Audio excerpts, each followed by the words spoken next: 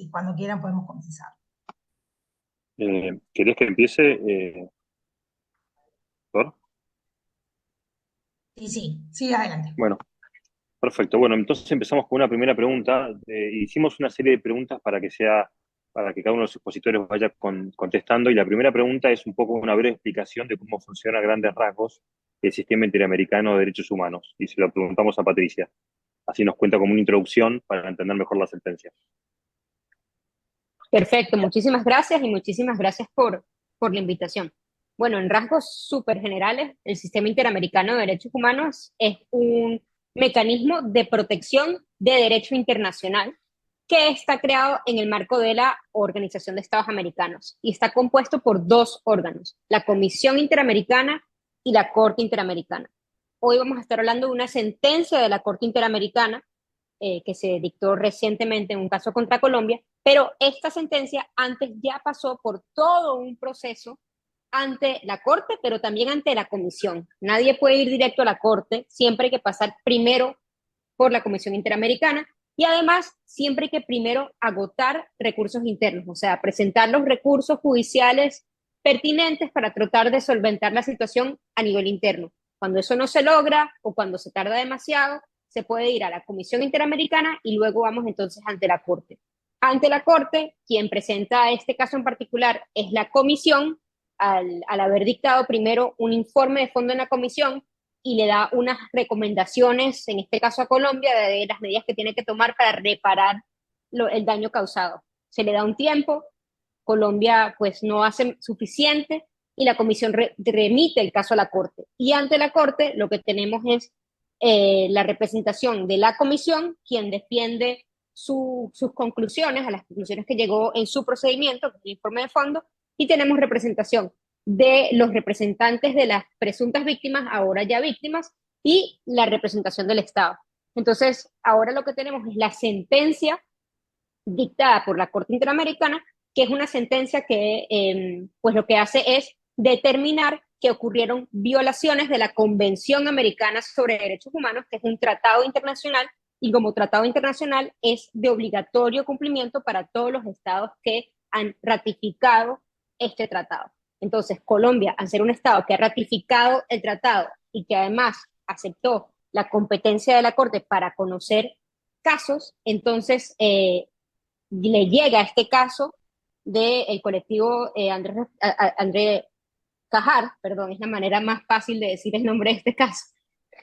Llega el caso de Cajar ante la Corte Interamericana y bueno, ahora tiene que cumplir con todas las reparaciones que se ordenaron en el caso específico que vamos a ir hablando, bueno, específicamente del tema de protección de datos personales, pero claro, es una sentencia bastante amplia y que toca muchísimos otros temas. Entonces, a grandes rasgos, este es el sistema interamericano, ¿verdad? Tiene muchísimas otras funciones, no solamente el tema de peticiones y casos, pero todo lo que es lo que llega a la Corte Interamericana es una petición que primero fue presentada a la Comisión, luego llega a la Corte, y pues la Corte, cuando se cumplen con los requisitos de admisibilidad y competencia, entra a conocer el fondo y cuando determina que hay una violación, pues dicta las reparaciones pertinentes, ¿no? Entonces, dentro de su función de decidir casos contenciosos de la Corte Interamericana. Esto fue un resumen más o menos como para poner a todo el mundo dentro de ese esquema, pero claramente hay muchísima más información sobre qué es el sistema interamericano y estoy abierta a preguntas, pero creo que es suficiente para al menos empezar esta discusión de este tema súper específico. Muchas gracias, Patricia, muy claro. Y este caso, entonces, si bien el caso concreto es obligatorio para Colombia, también en teoría se aplicaría al resto de América Latina, ¿no? De los países miembros. Sí, exactamente. Ahí lo que tenemos que hablar es de una doctrina que creó la Corte Interamericana que se llama la doctrina del control de convencionalidad. Entonces, primero para aclarar, la Convención Americana nos habla de que los fallos son obligatorios para el Estado condenado, Colombia, como tú estás diciendo en este caso específico. Pero la Corte Interamericana, en base al artículo 2 de la Convención Americana, que establece que los estados tienen que adecuar su sistema normativo a las obligaciones que se emanan de la Convención Americana, empezó a desarrollar en el 2006 una cosa que se llama el control de convencionalidad, que es una obligación que tienen las autoridades de los diferentes países, parte de la Convención Americana, de ajustar sus interpretaciones de la legislación interna a lo que establece la convención, y no solo la convención, sino también la interpretación de la convención que ha hecho la Corte Interamericana. Entonces, es como un control de constitucionalidad, solo que no se toma en cuenta la Constitución, sino la Convención Americana. Y como la Convención Interamericana es interpretada, su intérprete máximo es la Corte Interamericana, entonces se tiene que tomar en cuenta la jurisprudencia de la Corte. ¿Qué significa esto? Que ahora que tenemos este fallo específico del caso Cajar contra Colombia y tiene un desarrollo específico sobre la autodeterminación informativa, ¿verdad? Significa que todos los estados que son parte de la Convención Americana y que han aceptado la competencia de la Corte particularmente, pero parte de la Convención Americana, tienen que entender ahora que los derechos contenidos en la Convención, como el derecho a la vida privada, por ejemplo, incluye este componente.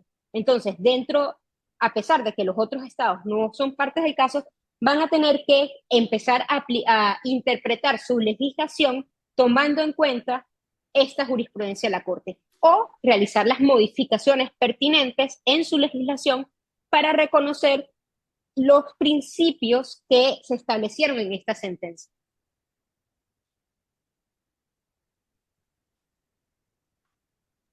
Clarísimo, Patricia, muchas gracias. ¿Les parece pasar a los hechos del caso y un poco qué pasó en la instancia colombiana? Y ahí le pido al profesor Nelson Remolina de Colombia que nos cuente un poco cómo se originó el caso en Colombia y por qué llegó a la Corte Interamericana. Buenas tardes a todos. Buenas tardes acá en Bogotá. Tenemos 2 horas de diferencia. Y pues como siempre muy grato estar participando en estos eventos de la Universidad de San Andrés, del CETICS, y acompañar a Pablo, quien siempre pues respetamos y apreciamos mucho, no solo por estos temas de datos, sino por otros. Y bueno, este caso yo podría decir varias cosas antes de entrar en los hechos. Lo primero es que es un caso, es una sentencia, seguramente si ya la revisaron, pues que tiene más de 400 hojas, ¿no? Tiene aclaraciones, salvamentos de voto, y hoy nos estamos centrando solo en un derecho que es la autodeterminación informativa, digamos, por primera vez que se menciona en una sentencia de la Corte Interamericana, y un poco la importancia que va a tener, como ya lo han mencionado. Pero desde luego, en los hechos, yo me voy a centrar en algo muy básico, que es en lo que tiene que ver con datos personales, porque hay hechos que guardan relación con otros derechos que también fueron, digamos, considerados por la Corte y por los cuales se declaró, digamos, responsable al Estado colombiano por la vulneración de los mismos. Entonces yo los invito, desde luego, a que revisen todo eso, porque esta sentencia habla de muchísimos temas realmente, como tal. Yo no soy un muy lector de los fallos de la Corte, pero este fallo pues me llamó mucho la atención, pero vi básicamente una revisión de muchos derechos y muchos hechos que son estratégicos. Por eso un poco les invito a que me excusen por no referirme a todos los hechos, sino solo los específicos acá. Aquí pues es un caso que, como ya lo mencionó Patricia, empezó por la comisión, pero este fallo es de 2023, octubre de 2023, pero empezó en el año 2000-2001 en la comisión. O sea, viene hechos de hace mucho tiempo, ¿no? De hace más de 20 años. De hecho, hay que decir que en el fallo se habla de hechos sobrevinientes, pero estamos hablando del escenario de hace 20 años en Colombia.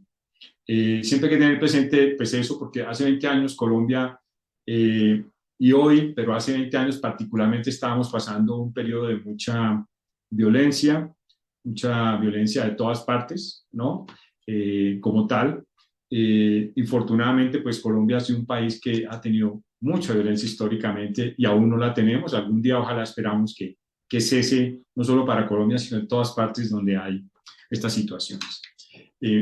Bueno, ya en cuanto a los hechos, un poco se trata básicamente de CAJAR, que es un grupo, digamos, de abogados que se dedica a protección de derechos humanos, y otros grupos, no solo CAJAR, pero ese es el referente que se menciona, y pues que puso ante la comisión una situación en la cual, entre otras, sentían o daban evidencia de que estaban básicamente algunos cuerpos del Estado, particularmente un grupo, cuando eso existía, el DAS, era el Departamento Administrativo de Seguridad, que se encarga mucho de seguridad nacional, el DAS.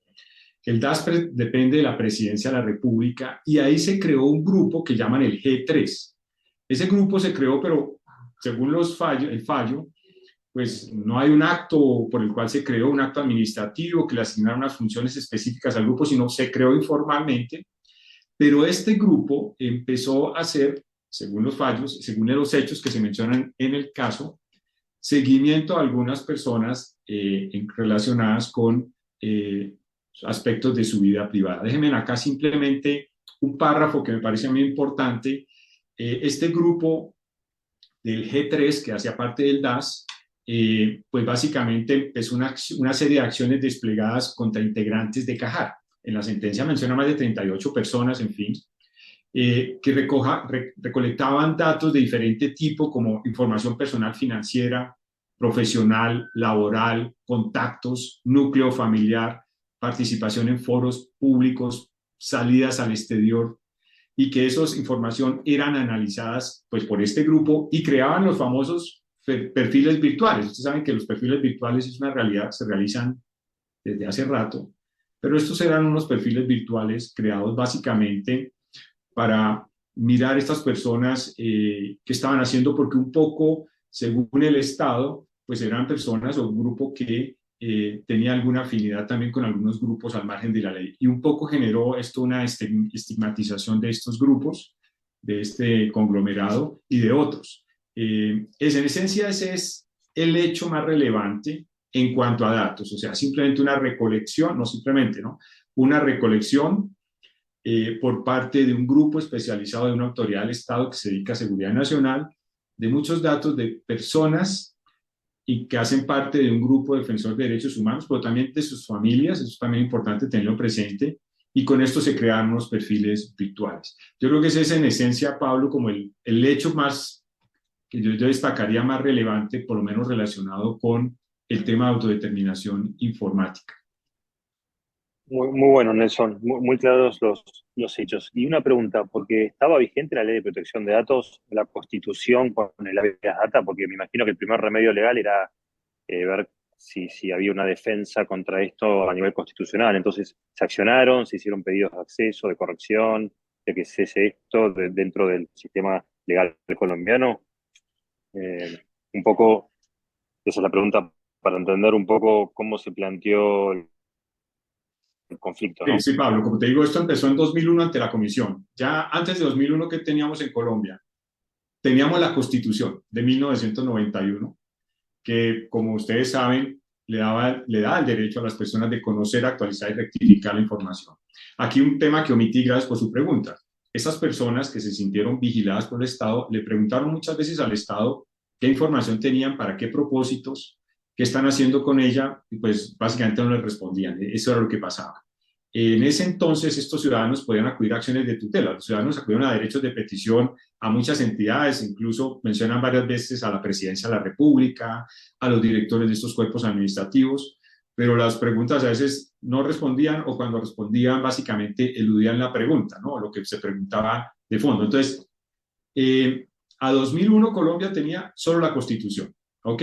Y el principal instrumento que hay en Colombia para proteger un derecho constitucional fundamental es el habeas data, la acción de tutela. De hecho, se menciona ahí en la Corte.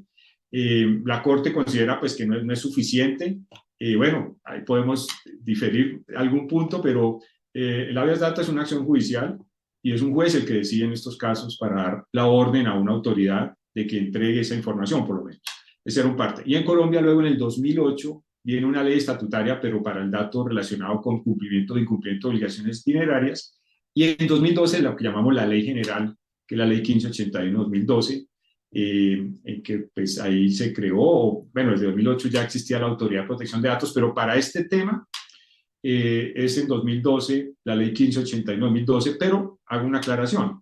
Dentro del ámbito de aplicación de la Ley 1581-2012, que es la general, está excluido el tratamiento de datos para fines de seguridad nacional, ¿no? Eso es importante no perderlo de vista. Entonces, si alguien va a la autoridad, pues ¿qué le dice? Pues según la ley no puedo tomar partida, porque está fuera de mis competencias. Solo un juez de acción de tutela sí podría, porque este juez en acción de tutela, su norma es la Constitución de la República de Colombia.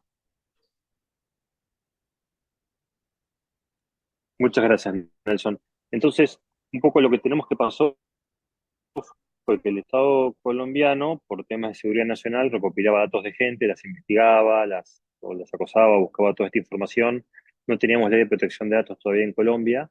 Estaba la acción de habeas data a nivel constitucional, se hacían peticiones, pedidos de acceso a información y datos personales. No los satisfacieron y eso generó que se hiciera un juicio que terminó, me imagino, en la última tribunal colombiano y luego terminó yendo a la comisión y la comisión decidió llevar el caso. Y ahí se decide un poco el derecho a la autodeterminación informativa, que ahora vamos a entrar un poco en más detalle eso con Oscar, pero una primera que a mí me genera cuando leo el fallo es, yo leo la Convención Americana de Derechos Humanos y no veo que diga derecho a autodeterminación informativa, esas palabras. Entonces les pregunto tanto a Oscar como, perdón, sé que Oscar se está sumando ahora un rato, pero a Nelson y a Patricia. ¿Puede la Corte crear nuevos derechos? ¿O estos derechos de a la privacidad es algo nuevo? ¿Existe? Yo sé que en Alemania en 1984 los alemanes crearon el fallo de la autodeterminación informativa, es un caso famoso de la ley del censo, que el Estado recopilaba muchos datos personales a través del censo y el Tribunal Constitucional del Perú Ilegal. Pero ahí, bueno, un Tribunal Constitucional que dentro de su propio sistema del alemán lo podía crear. Acá en América Latina, ¿puede la Corte crear un nuevo derecho o darle una nueva visión a un derecho preexistente? ¿Qué les parece a ustedes? Si quieren, yo Sí, doy Patricia, una primera dale. respuesta y a Nelson ahí me complementa. Sí, la Corte Interamericana, claro, reconoce que este como un derecho autónomo, sin embargo, no es un derecho que no esté conectado con derechos expresamente reconocidos en la Convención Americana. De hecho, la Corte dice, bueno, este derecho es un derecho autónomo que se relaciona con el derecho a la vida privada, que es el artículo 11 de la Convención, el derecho a la libertad de expresión y al acceso a la información pública, que están específicamente en el lado de acceso a la información pública, ambos están protegidos por el artículo 13 de la Convención, y el derecho a tener acceso a un recurso judicial, que está en el artículo 25. Entonces la Corte dice, bueno, en base a estos derechos, de hecho, la violación termina declarando la violación de estos tres derechos por los hechos que se relacionan con el derecho a la autodeterminación informativa, pero lo que hace la Corte es reconocer la importancia de este derecho como un derecho ya independiente emanado de la Convención Americana. Entonces eso es algo que no es la primera vez que la Corte lo hace, a pesar de que este es el primer caso que se hizo con autodeterminación informativa, ya la Corte lo ha hecho en otros casos. Por ejemplo, el derecho a reconocer la verdad, ¿no? A conocer la verdad. Es un derecho que no está establecido en la Convención Americana y que se fue desarrollando a nivel internacional como un derecho que tienen las víctimas y la sociedad de conocer la verdad cuando ocurren desapariciones forzadas, ejecuciones extrajudiciales, a conocer qué fue lo que ocurrió. Y entonces se ha ido desarrollando ese derecho y la Corte lo reconoció como un derecho autónomo, también conectado a la Convención Americana. Entonces lo que hace la Corte es tomar en cuenta lo que está en la Convención y considerarla como un instrumento vivo, y a partir de allí ver los avances que han habido, en este caso mucho el tema en jurisdicciones nacionales, y decir, bueno, vemos que existe este derecho conectado con los derechos que los estados pues aceptaron cumplir cuando ratificaron la Convención Americana. Sí, yo simplemente, gracias por la aclaración, porque esa respuesta no la sabía. Yo lo que sí puedo decirles es que efectivamente lo que hace este fallo, la Corte, es expresamente crear este derecho. Entonces dice la Corte que a su juicio se configura en la creación de un derecho humano autónomo, y lo denomina así, ¿no? El derecho a la autodeterminación informativa. Y un poco lo deriva de los artículos 11 y 13 de la Convención. El 11 sobre privacidad, habla sobre autodeterminación de las personas, el libre desarrollo de la personalidad, habla muchas cosas que cobija el concepto de derecho a la privacidad, que es muy interesante. Uno es la autonomía, por ejemplo, ¿no?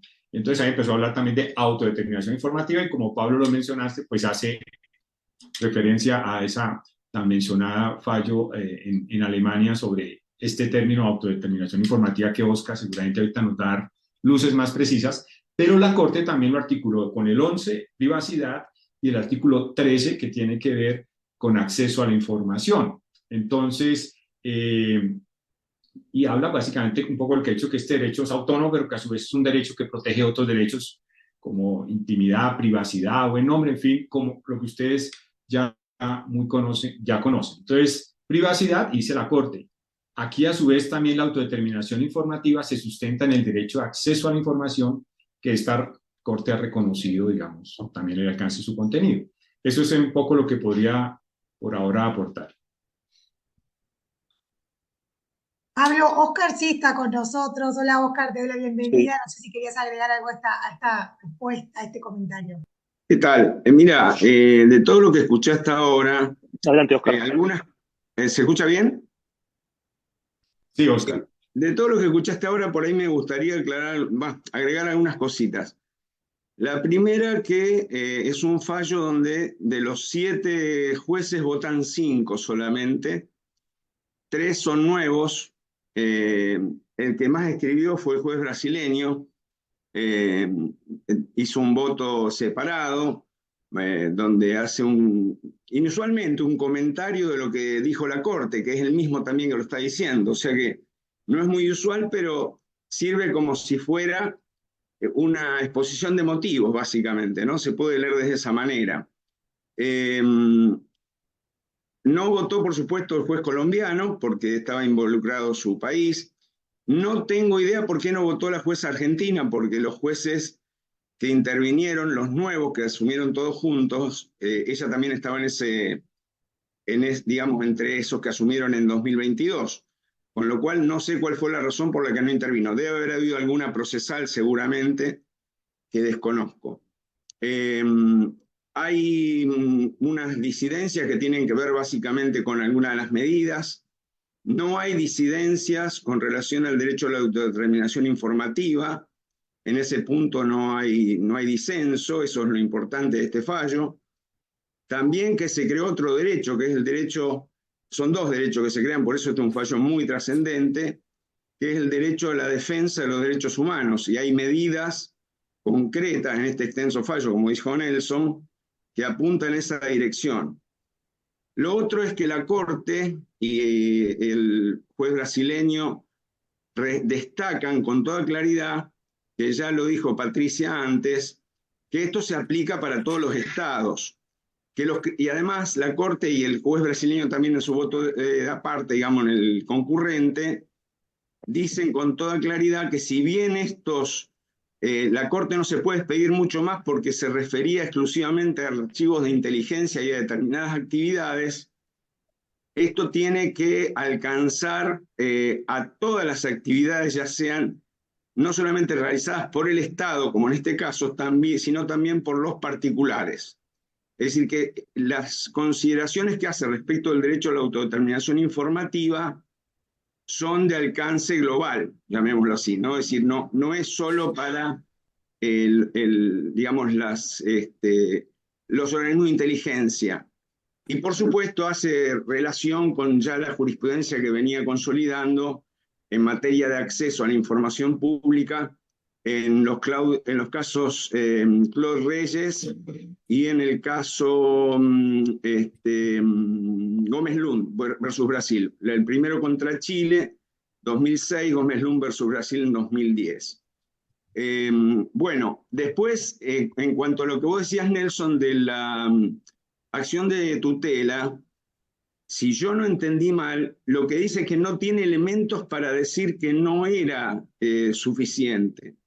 Es decir, como que no es que dice que no es suficiente. Hay un perito de los 3 que intervinieron que dice que no es suficiente. Y pone en tela de juicio, que esto es probablemente a lo que vos te podrías estar refiriendo, que precisamente hay una sentencia que se cita de 2008 de la Corte Constitucional como base de la defensa del Estado colombiano referida a estos temas, que la DAS no había cumplido, o sea que había una denuncia de desacato respecto de esa sentencia. Por lo tanto, la Corte dice, bueno, no puedo decir que es suficiente. Es decir, para mí no dice que es insuficiente. Yo soy un enamorado del sistema de control colombiano y, bueno, Nelson y Pablo conocen bien que mi primer libro de protección de datos lo hice en Temis y le dediqué más que nada a Colombia. El capítulo más extenso era el de Colombia, precisamente por la prolífica labor de la Corte Constitucional en materia de protección de datos. Es decir, que en ese punto entiendo que, no sé, yo diferiría sobre eso. Probablemente en la práctica puede haber habido algún problema de cumplimiento, pero yo diferiría de ese criterio en cuanto a que no era suficiente. Digo esto hasta acá porque no quiero acaparar la voz, ¿no? Pero hay varias cosas más que me gustaría decir después. Gracias, Oscar. ¿Me escuchan bien? Sí, perfecto. Yo, bueno, tengo unos comentarios ahí que es un poco, todos resaltaron el tema de la multiplicidad de derechos, ¿no? Y eso me gusta porque la autodeterminación informativa no es solo privacidad o protección de datos, es mucho más, ¿no? Es, no sé, afecta a todos los derechos que están relacionados con datos, a trabajar, no sé, a consultar informes. Entonces, yo con la práctica veo esto como ratifica lo que venimos diciendo siempre, que protección de datos es mucho más amplio que solamente privacidad, ¿no? Y después me quedo pensando en esto de que no se aplica solo al sector público y más allá de actividades de inteligencia, sino también al sector privado. Acá está el tema de los efectos horizontales de las sentencias de los tribunales internacionales o efectos versus efectos verticales. ¿Alguno quiere comentar un poco eso, cómo funciona América Latina? O yo me pregunto en voz alta, ¿las empresas privadas tienen que implementar esto? ¿Cómo lo implementan? ¿En qué va a impactar?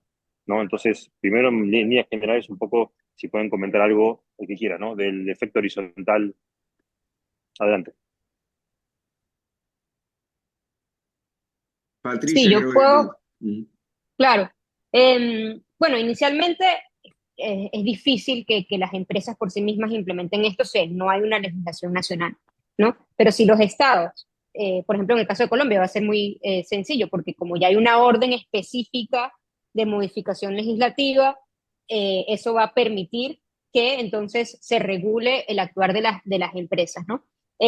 Sin embargo, a pesar de esto, a pesar de esta de este efecto que va a ser una vez que se implemente una legislación o en los estados que ya la haya, pues se tome en cuenta esta jurisprudencia. La Corte en otras sentencias, me parece que en esta no lo hizo, pero en otras sentencias ha empezado a mencionar la obligación de las empresas de respetar derechos humanos, tomando los principios rectores de Naciones Unidas, ¿verdad? En los casos donde las empresas han estado involucradas, que claro, este no es un caso así, pero en los casos que se refieren a violaciones de derechos humanos que se originaron por un actuar de una empresa, la Corte ha mencionado esta obligación de respetar derechos humanos que deben tener las empresas. No le ha dado una consecuencia y no es que vamos a tener casos contra empresas ante el sistema interamericano, eso no está pasando en este momento, pero sí hay esta tendencia desde el sistema internacional de no esperar a que haya una legislación, sino recordarle a las empresas de que ellas tienen obligación de respetar derechos humanos. Entonces, si unimos lo que está diciendo la Corte acá con esta tendencia que está, digamos, liderada por los principios rectores de Naciones Unidas sobre empresas y derechos humanos, que hablan de la obligación de las empresas de respetar derechos humanos, ¿verdad? Que ya ha sido tomado también por la Corte Interamericana, entonces se está hablando de que las empresas directamente deben tomar acciones para evitar violar derechos humanos en sus acciones, incluso si no hay legislación. Si me permitís agregar algo, bueno, estaba Nelson primero, perdón. No, Oscar, muy breve, yo quiero hacer una pregunta. Patricia, tú que conoces el sistema interamericano, ¿los estados han cumplido todos los fallos de la Corte o también los incumplen? Bueno, no, hay incumplimientos, claro, la Corte, digamos, lo que está, sobre todo tiene mucho trabajo de supervisión de cumplimiento. La Corte, una vez emite la sentencia, toma acciones para ir supervisando que cada una de las órdenes de reparación se cumplan. Y entonces hay algunas que se cumplen más rápido que otras y hay casos, muchos casos que la Corte ha cerrado porque ya el Estado ha cumplido con absolutamente todo. Hay algunos otros en que van cumpliendo con algunas partes y cierran parcialmente, entonces pasa un poco de todo.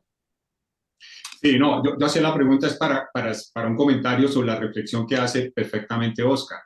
Es que pues nada es suficiente, entonces, porque si incumplen los fallos de la Corte, pues aquí en Colombia también, ¿qué hacemos con una decisión de un juez que no quiere cumplir un funcionario público o un particular? Entonces nada va a ser suficiente. Eso es como una reflexión con la tutela, porque el juez sí da la orden, ¿no? Pero el juez local o un juez internacional. Ya el tema de no cumplimiento, eso ya es un tema de la voluntad humana que es muy complejo, ¿no?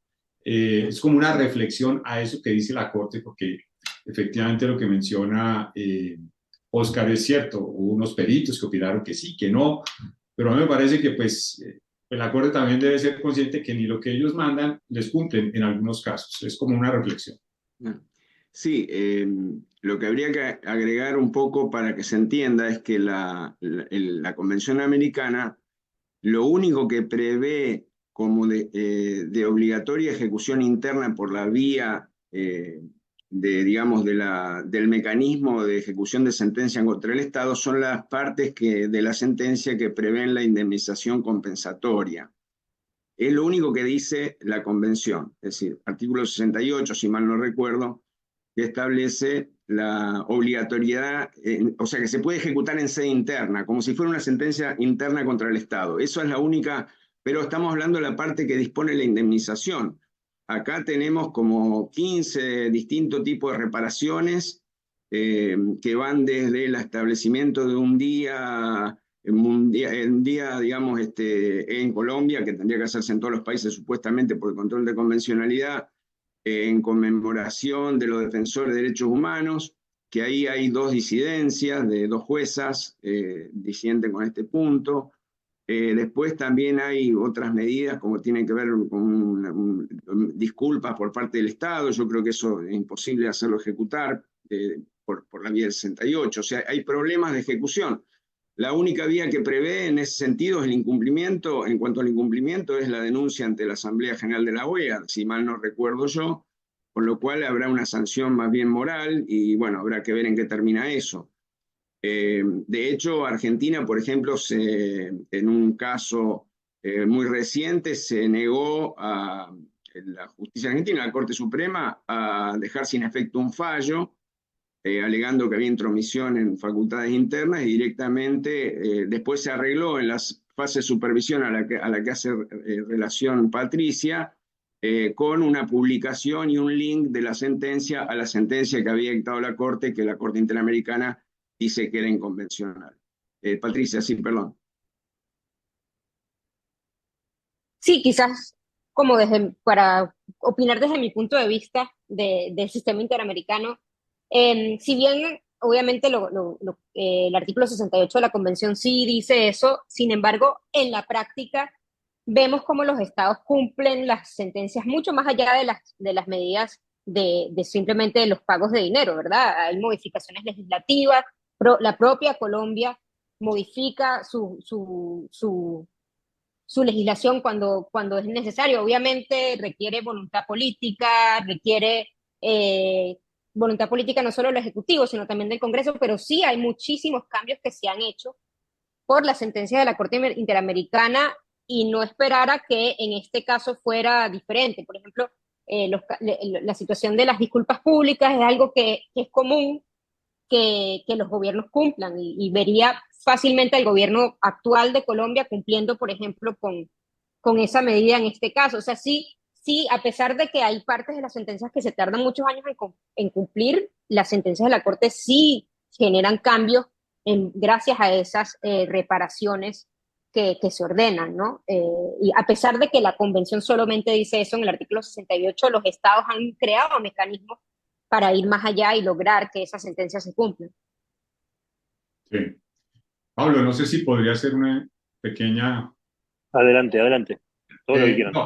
No, es también, creo que el fallo también, además de mencionar el derecho, pone también algo muy importante ahí, pues que es, y Oscar ya lo mencionó, y todos, es la efectividad del derecho. Y un poco está dando un espaldarazo a las autoridades de protección de datos. En una parte del fallo dice que la Corte reitera que para que exista efectividad del derecho a la autodeterminación informativa, lo dice así, pues exige que los estados prevean mecanismos, dice, o procedimientos adecuados, ágiles, gratuitos y eficaces, ¿no? Para atender las consultas o reclamos que presenten los titulares de los datos ante la misma, el responsable, llamémoslo así, pero también, o ante una institución competente en materia de protección de datos personales o de supervisión. Entonces, ahí también eso me parece que, aunque pues es una mención,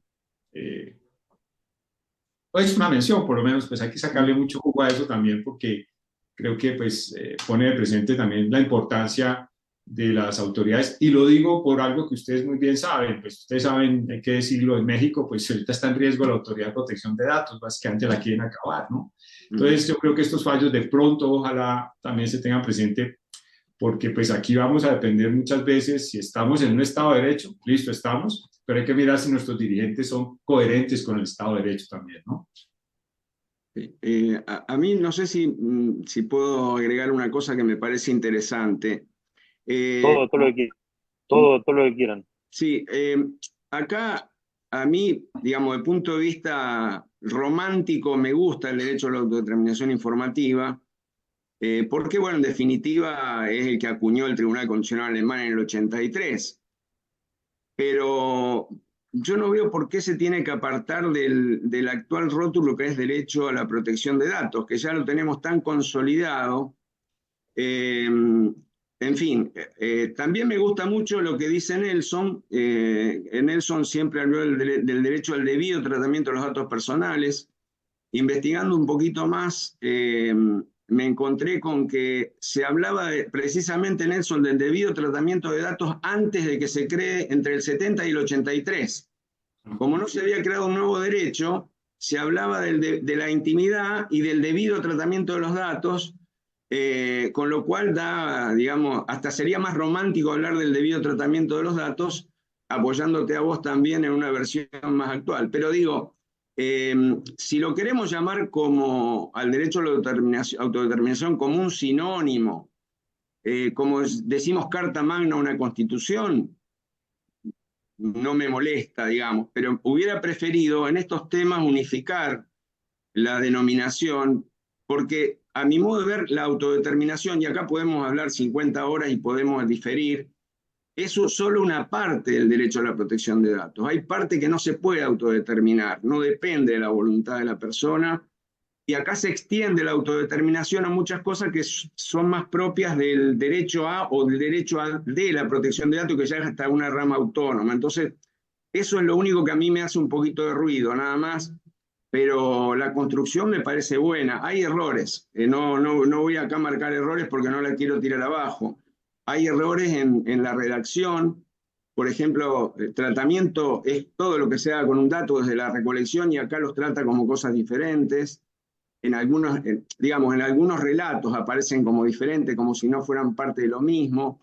Hay una parte de uno de los votos que dice con claridad como que tendría que haber un control anterior judicial, parece decirlo para todos los casos y no para el caso concreto, que creo que es lo que quiso decir en cuanto a las bases de datos de inteligencia, y sobre todo con el tema que habla al final el juez brasileño del control del espectro radioeléctrico a través de intervenciones así al voleo, como decimos nosotros. Otra cosa que no queda clara es que habla varias veces de la portabilidad de los datos. A mí me encantaría hacerle decir a la sentencia que es obligatoria la portabilidad, porque lo menciona como un derecho, y ahí lo podríamos exigir, por ejemplo, en Argentina, que no lo tenemos en la ley. No lo dice con contundencia, porque dicen las condiciones que establezca la ley, y yo ahí sí me agarraría de la opinión consultiva 6 del 86 de la Corte Interamericana sobre la exigibilidad del derecho de rectificación y respuesta, del artículo 14 de la Convención, que interpretó que en las condiciones, en las condiciones que establezca la ley, no dejaba de hacerlo operativo al derecho, sino que dependía de alguna regulación especial. Con lo cual uno de los temas es si incorporó o no incorporó portabilidad. No es un tema menor, por lo menos para el que litiga en un país que no tiene una ley que lo incorpore. Pero bueno, también siguen siendo un tema menor dentro del contexto de la sentencia.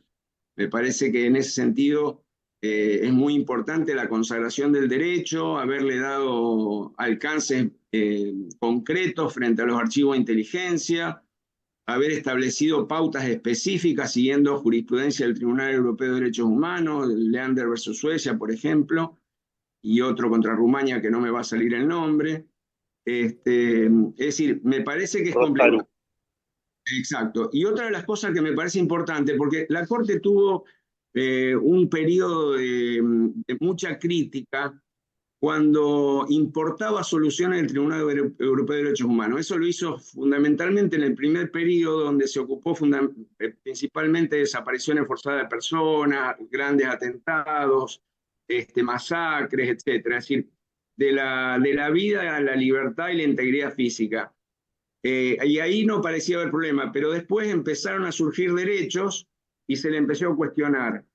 Y recuerdo que la primera sentencia de 2012, en la cual hace toda una evaluación de cómo estaba en la región un derecho, fue un caso donde condenó a Costa Rica por el tema de la fecundación asistida, es decir, la condenó a establecer planes obligatorios y gratuitos de fertilización in vitro para personas que no pudieran tener hijos, digamos, ¿no? Es decir, concretamente en esto. Y ahí recurrió concretamente, habló también del tema del derecho a la vida, un fallo muy importante. Ahí concretamente refirió a la realidad latinoamericana y cómo estaba en cada país. Y acá hace lo mismo, porque va a fallos del Tribunal Supremo Español, brasileño, de Colombia, de Argentina, de Paraguay, y también revista todas las constituciones y leyes latinoamericanas para hablar de un consenso regional, que eso es muy importante a la hora de crear un nuevo derecho, ¿no es cierto? Me parece que en esto es muy importante el fallo, sumamente relevante.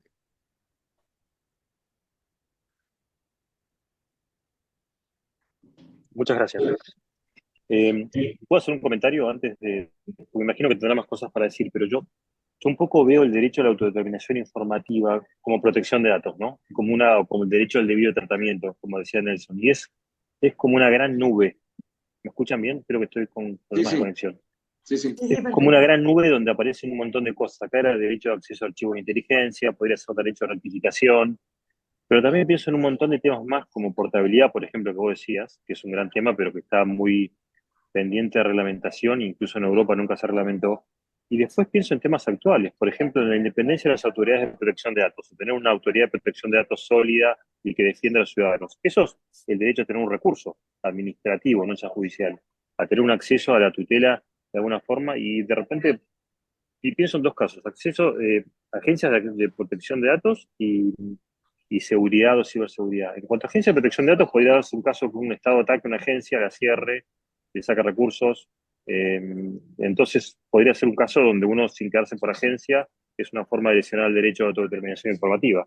Otro caso que se me ocurre son que un Estado tenga incidentes de seguridad constantemente y pierda datos de sus ciudadanos, registro, documento de identidad, licencia de conducir, etcétera, y llega un momento que el ciudadano empieza a tener robos de identidad, problemas de cambio de documentos, y eso es la violación al principio de seguridad que de alguna forma el Estado debe garantizar, y es una tutela de los datos también. Entonces, para mí, esto es como una puerta gigantesca, 80.000 versiones de la protección de datos, que ustedes saben que protección de datos tiene un montón de derechos, además los derechos ARCO, un montón de principios, un montón de obligaciones.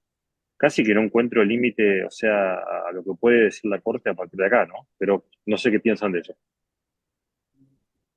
Sí, sí, creo que es una puerta. Es más, el voto del juez brasileño, cuyo apellido es muy difícil de pronunciar, Mustrovich o algo así, no me sale bien, el voto anuncia esto. Como le dije, un voto que es más un comentario, casi una exposición de motivos de lo que dice la sentencia. Y una cosa que también me parece relevante, porque nosotros tenemos el habeas data, a diferencia de Colombia que tiene la tutela, es que le da también un espaldarazo al habeas data, aunque dice que no tiene por qué ser el habeas data. Es suficiente con que dé efectiva protección. Y además dice que la Constitución de Colombia en la letra la da.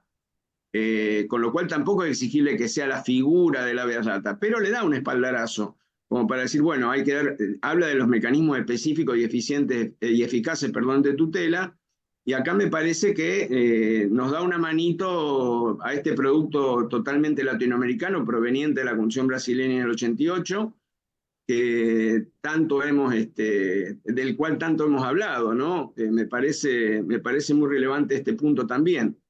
No sé Nelson, qué otra cosa podrías aportar sobre este punto. No, Oscar, me sumo al comentario pues, de Pablo, tuyo. Patricia también, en el sentido que obviamente el término autodeterminación informativa, y tú me corriges, Oscar, porque eso lo has estudiado muy en detalle y mucha profundidad, pero la autodeterminación informativa, básicamente, mi opinión, parte de que es el ser humano el que decide a quién entrega sus datos, para qué, y tiene unos derechos, 3, 4 derechos, hasta ahí un poco, ¿no? Como surgió. Entonces, por eso es un poco desafortunado que a estas alturas de la vida, uno entiende que en Alemania en los 80 utilicen ese término, seguramente, ¿no?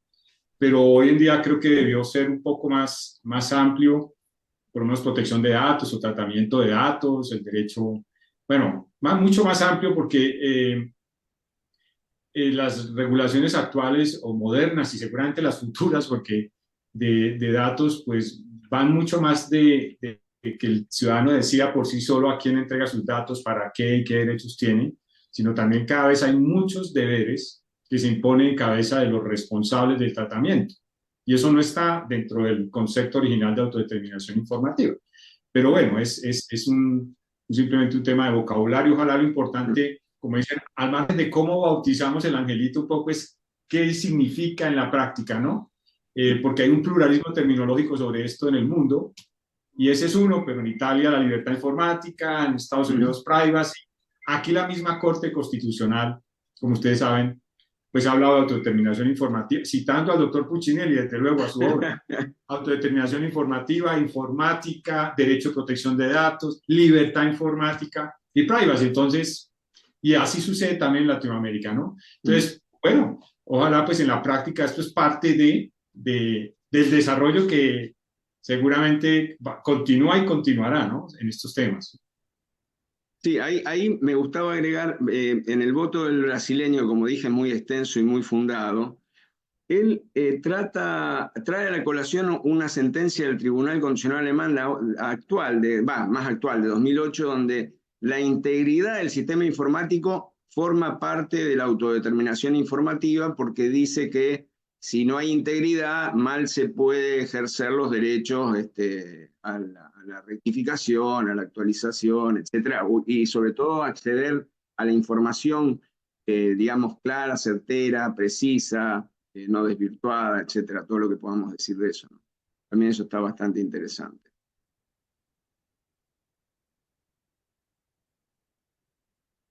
Bueno, muchas gracias. Estamos llegando a la hora ya un poco y tenemos dos preguntas en el chat.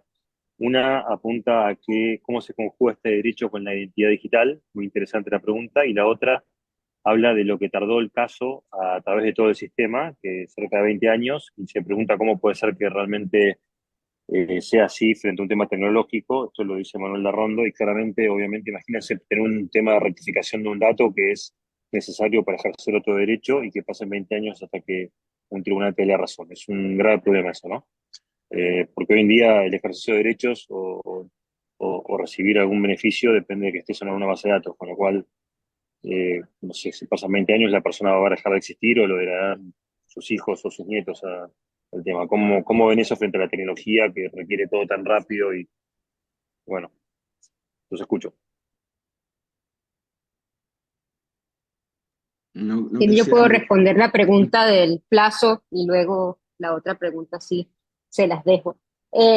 Sí, sin duda, el tiempo que tardó este caso es terrible y es lamentablemente algo frecuente en el sistema interamericano que, como les contaba, todos los casos pasan por la comisión y en la comisión tienen un grave atraso procesal, ¿no? La comisión está tomando medidas y recientemente en diciembre sacó una política de priorización de casos que ya van a dejar de analizar los casos, digamos, en orden cronológico. Sí, entonces tienen un grupo de casos que van a ser priorizados y otros que sí se mantienen en el orden cronológico si no entran dentro de los supuestos de priorización. Entonces, uno de los supuestos de priorización es si se trata de una situación que demuestre un tema estructural o coyuntural para el Estado o para la región. Entonces, por ejemplo, este tema pudiera ser relevante porque tenemos este caso, pero es el primer caso de protección de datos personales que se entró tan profundamente, ¿no?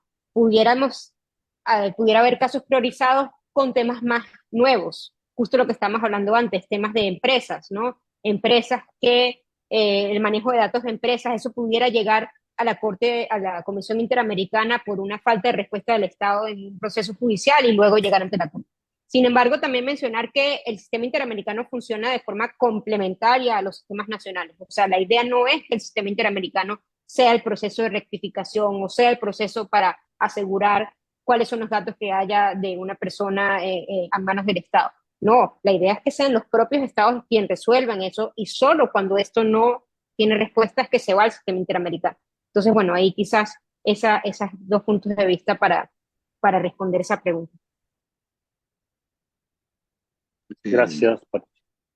Yo podría agregar algunas cosas. Primero que, como dice Patricia, en definitiva, el sistema interamericano funciona de manera subsidiaria, complementaria, pero quienes son los responsables son las autoridades nacionales. Lamentablemente nosotros llegamos muy tarde en América, en el ámbito de la OEA, a las normativas. La primera importante son los principios del 2015 actualizados en 2021, que a diferencia de lo que hizo la OEA en materia de acceso a información pública, que hizo una ley modelo muy detallada, estos son unos principios básicos que no son más que los básicos. O sea, no agregan mucho, salvo por el control independiente, pero no agregan mucho a lo que ya sabemos.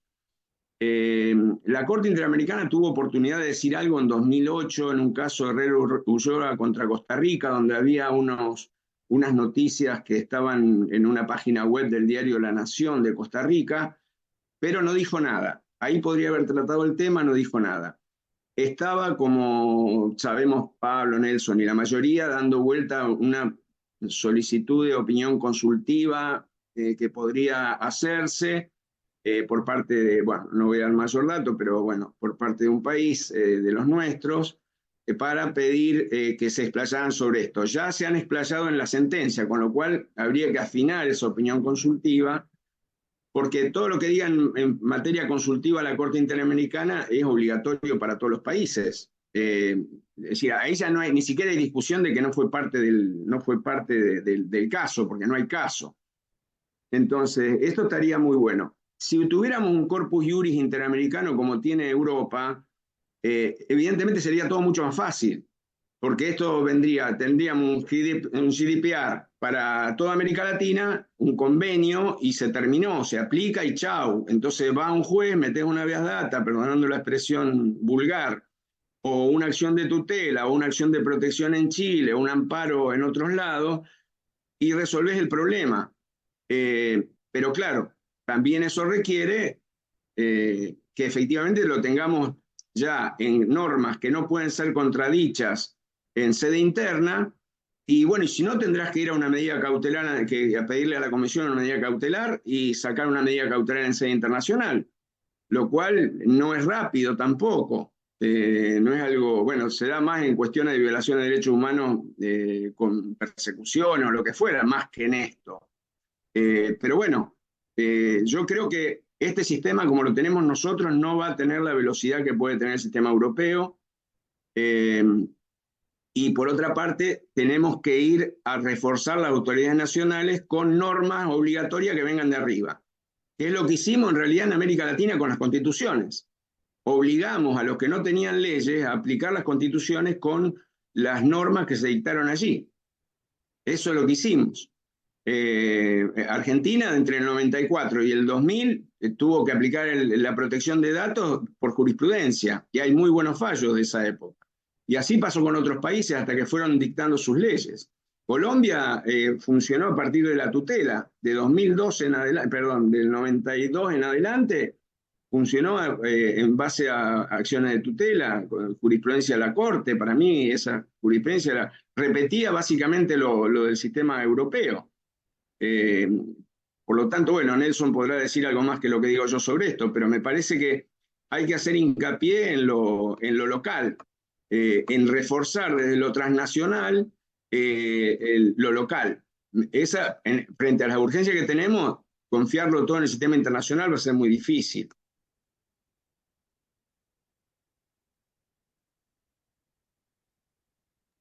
Muchas gracias, Oscar.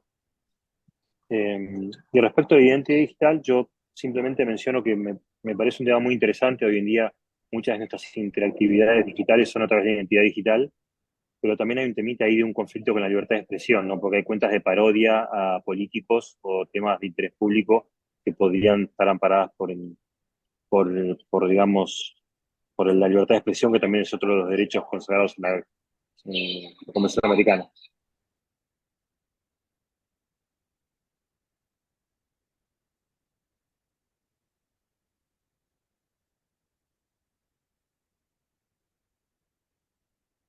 Bueno, no sé si les parece ya, si alguno quiere hacer un comentario para cerrar, porque ya superamos la hora y la idea era solo en una hora para hacer algo rápido y eh, algún comentario de cierre, futuro, donde no nos vemos con este caso dentro de 10 años. Bueno, Pablo, yo brevemente, nuevamente reitero mi gratitud por este espacio. Y el comentario es que este fallo, pues hay que leerlo y releerlo mucho. Seguramente va a sacar muchas conclusiones. Como tal, creo que pone presente, ustedes ya vieron el sistema interamericano, pues, bueno, está ahí, pero es muy demorado. Realmente, justo cuando llegó la comisión, la Corte misma llamó la atención a la comisión, oiga, ya pasaron casi 19, 20 años y hasta ahora llega acá, porque a la Corte llegó el 8 de julio del 2020, ¿no? Pero bueno, hay fallo, hay decisión, eso entre otras hace que nos reunamos hoy, pero seguramente va a ser algo para mucha reflexión en los estados, eso que implica en la práctica, porque ese fallo pues está lleno de muchos párrafos donde uno puede sacar también muchas conclusiones, en fin, y bueno, es un insumo más ahora para estar analizando frente a todo lo que tenemos, ¿no? Y de nuevo, Pablo, gracias a todos por la invitación. Muchas gracias, me uno también al agradecimiento y aquí además aprovecho para pues hacer un llamado a estar pendiente a las resoluciones de supervisión de cumplimiento que vaya sacando la Corte sobre ese tema. Normalmente a los estados se les da un plazo de un año para que presenten su primer informe y entonces una vez se recibe esta información, la Corte lo va evaluando tomando en cuenta las observaciones de la comisión y de las víctimas y en las resoluciones de supervisión de cumplimiento vamos a ir viendo esas discusiones de cómo va Colombia a hacer los cambios que la Corte le exige y esas discusiones van a ser relevantes también para entender pues el contenido de este nuevo derecho, unido claro a futuros casos donde también la Corte pueda volver a mencionar, volver a declarar violación de este nuevo derecho. Muchísimas gracias nuevamente por la invitación. Yo no tengo más que agregar. Bueno, como decía Nelson, hay muchos párrafos que hay cosas para sacar.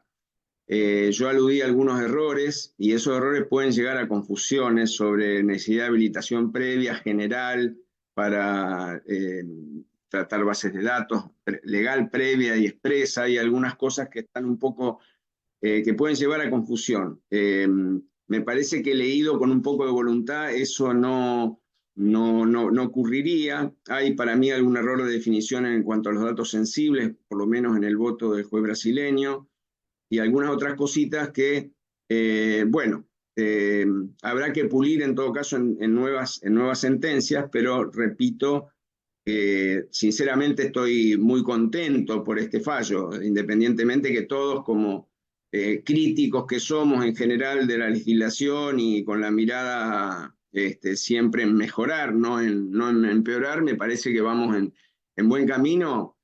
Bueno, 20 años después de que se creara la primera red social, que si mal no recuerdo fue 23, ¿no? En 2001 Wikipedia, me parece que fue la primera, donde todos podíamos colaborar. Es decir, que llega un poquito tarde, pero bueno, por lo menos llegó y ya la tenemos, que es lo que veníamos reclamando hace un montón de tiempo. Tanto costó que la OEA sacara esos principios. En el 97 había un proyecto de autodeterminación informativa, así se llamaba, un proyecto de convención que obviamente al cual nunca se arribó. Bueno, y estamos acá, ¿no? Ya estamos con este fallo. Ahora hay que trabajar y hay que tratar de apuntalarlo en lo posible, mirar los errores que pueda haber con cariño y bueno, esperar que, como explicó Patricia, que van a dar prioridades, empiecen a tomar casos de este tipo, que se metan. Yo soy enamorado del Tribunal Constitucional alemán. Ellos resuelven en términos en tiempo real. Recuerdo en la pandemia el Tribunal Constitucional alemán resolvía si alguien podía ir o no a misa, si estaba afectado por la prohibición, si podía hacer o no podía hacer, y de hecho lo permitía con ciertas condiciones, una marcha, pero en tiempo real. Y bueno, estamos muy lejos de eso. Lo importante, como digo, es que el tribunal local, en este caso el Tribunal Constitucional alemán, pero en el nuestro podrían ser las Cortes Supremas o las Cortes Constitucionales o el tribunal que sea, puedan resolver conflictos serios en tiempo real, y desde luego siempre los jueces en primera instancia que entiendan de qué se trata el tema, porque falta mucho todavía para que aprendan, y puedan resolver también temas complejos, como incluso están con problemas todavía para entender la prueba digital, que ya a esta altura, si bien tiene dificultades, ya es algo que hace mucho que están los medios de prueba digitales, y bueno, algunos todavía no saben ni de qué se trata, ¿no? Entonces, bueno, hay que hacer todo un proceso también interno para que todo esto pueda ser más o menos, tenga más o menos esa efectividad que nosotros pretendemos, ¿no? Así que bueno, agradezco como los otros la participación, Pablo, gracias Nelson, gracias Patricia y al resto de los colaboradores que han y bueno, y sobre todo los que están escuchando, que nos están de alguna manera acompañando también, ¿no? Bueno, muchas gracias a todos, Oscar. Gracias, Patricia, gracias, Nelson, gracias, Oscar. En nombre de la Universidad de San Andrés, les agradecemos todos por la charla y esperamos vernos en el próximo caso, que no sea dentro de 20 años, ¿no? Que sea más corto. Bueno, gran abrazo. Chau. Chao, chao, buenas tardes.